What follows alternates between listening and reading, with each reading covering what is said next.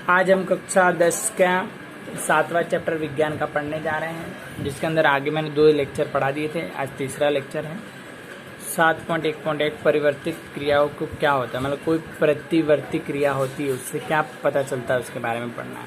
पर्यावरण में किसी भी घटना के अनुक्रियाओं को फलन के स्वरूप में अचानक हुई किया जाए चर्चा करते हैं तो जो बहुत सी प्रतिक्रिया शब्द का उपयोग किया जाता है, जैसे कि मैंने परिवर्तित स्वरूप में बस से कूद गया, या मैंने प्रतिवर्ती स्वरूप आग में की लो से अपना हाथ पीछे खींच लिया, मैं इतना भूखा था कि परिवर्तित में मेरा मुंह में पानी आने लगा।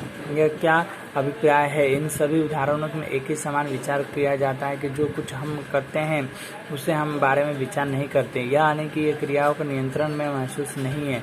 फिर भी यह स्थितियों में हम जहां हम अपने पर्यावरण में होने वाले परिवर्तनों के प्रति अनुकूल करके इसमें परिस्थितियों में नियंत्रण को समन्वय कैसे प्राप्त किया जा सकता है। तो इसमें मतलब क्या होता है कि जो व्यक्ति, जो प्राणी है, ठीक है, तो जो भी कार्य क्रिया करता है तो बिना सोचे समझे हाथ में आग में हाथ डाल देना, बस से कूद जाना, ठीक है, मुंह में पानी आना, ये हमारे नियंत्रण नहीं है, ऑटोमेटिक हो जाते हैं। तो इसको अनियंत्रित क्रिया भी कही जा सकती है, जो हमारे माइंड पर कंट्रोल नहीं होता, तब ऐसी क्रियाएं क्या हो जाती है, भूल चुके में।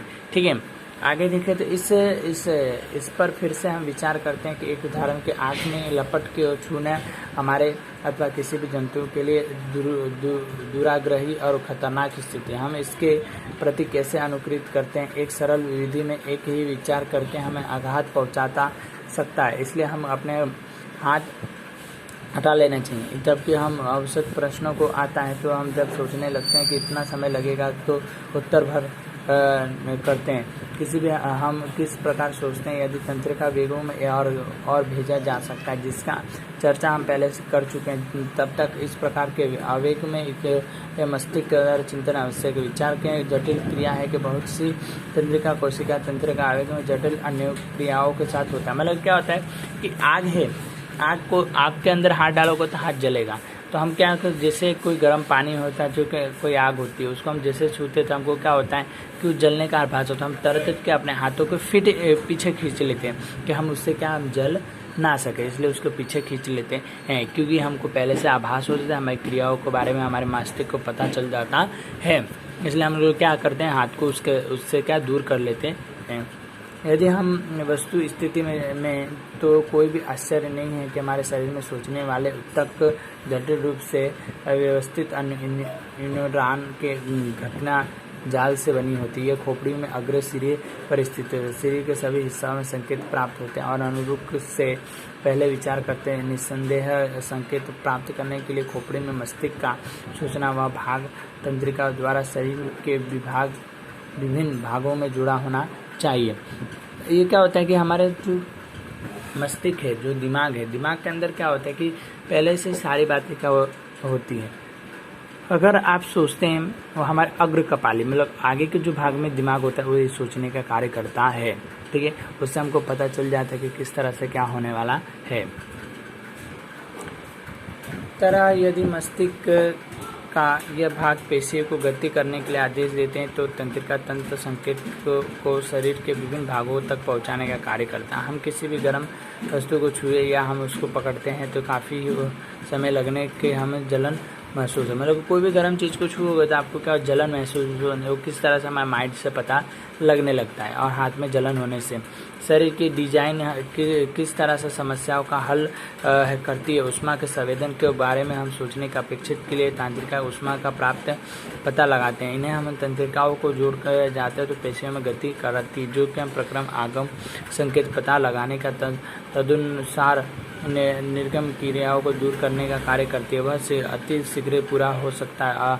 आमतौर पर हम इस तरह के संबंधों को प्रतिचाप कहते हैं। इस प्रकार के प्रतिचाप के लिए संबंध आघात तंत्रिका नियंत्रित तंत्रों में हम माध्य का होना चाहिए।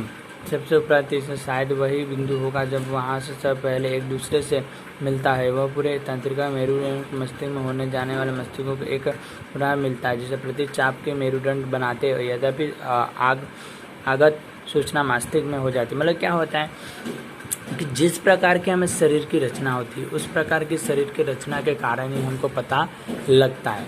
ठीक है। साथ ही साथ कोई भी वस्तु का घटना घटने वाली होती है उससे 1 सेकंड पहले हमको पता चले, आग के पास भाप जाएगी तो आपको पता चले कि हाथ जलने वाला था, पहले आपके आँख पे कुछ मारे पत्थर, पहले आँख हमारी बंद हो जाती है और आधे सेकंड में। तो इस प्रकार से क्या पहले से आगमन हो जाता है। ठीक है, आगे हम देखें तो अधिकतर जंतु प्रतिचाप के लिए इसलिए विकसित होते हैं क्योंकि ये मस्तिष्कों में सोचने के प्रकार तेजी नहीं है और वास्तव में अधिकांश जंतुओं में सोचने के लिए असर जटिल यूनान जाल अल्प होते हैं या अनुपस्थित होते हैं। यह स्पष्ट है कि वास्तव में विचार प्रक्रिया में अनुपस्थित प्रतिचाप के दक्ष का प्रणाली के रूप में विकसित हुए थे। यद्यपि जटिल न्यूरल के जाल के अस्तित्व आने वाले के बाद में प्रतिचाप में अनुरूप अधिक से अधिक दक्ष प्रणाली में कोई भी प्राणी क्या होते हैं कि उनके में सोचने समझने की शक्ति बहुत कम होती है, जिस कारण से उनको आने वाले खतरे के बारे में पता नहीं लग पाता है, जिस कारण से वो क्या होते हैं कि दुर्घटित हो जाते हैं।